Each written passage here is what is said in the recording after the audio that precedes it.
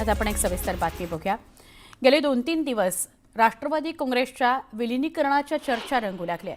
अशातच 26 तारखेला देवगिरीवर एक बैठक झाली असं मंत्री छगन भुजबळ यांनी म्हटलं। या बैठकीमध्ये घड्याळ चिन्हावर लढण्याचा निर्णय झाला होता असंही त्यांनी म्हटलं। तर दुसरीकडे सुनेत्रा पवारांच्या उपमुख्यमंत्री पदावरून शरद पवार यांच्या राष्ट्रवादी काँग्रेसला त्यांनी टोले हाणले।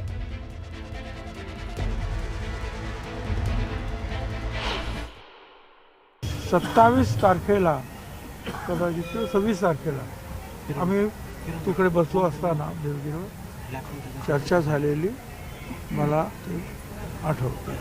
26 की असं झालेलं आहे आणि ती सगळी मंडळी आली होती आणि मी होतो आणि म्हणाले की एकत्र आम्हाला घड्याळावर लढायचं आहे। इथपर्यंत काहीतरी चर्चा झालेली असं मी तरी ऐकलेलं आहे, पण याच्या पुढे आणखीन काय होणार, काय ठरलं आहे हे काय आम्ही माहीत नाही। या टीकेचा रोख फक्त काय असतो की लवकर केलं।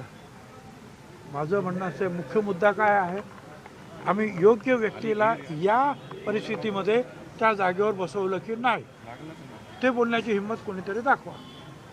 आम्ही योग्य ठिकाणी आम्हाला जे वाटलं की आमच्या पक्षामध्ये आता हा निर्णय घेणं योग्य आहे, आम्ही आमच्या पक्षाचा निर्णय घेतला आणि तो अंमलात आणला।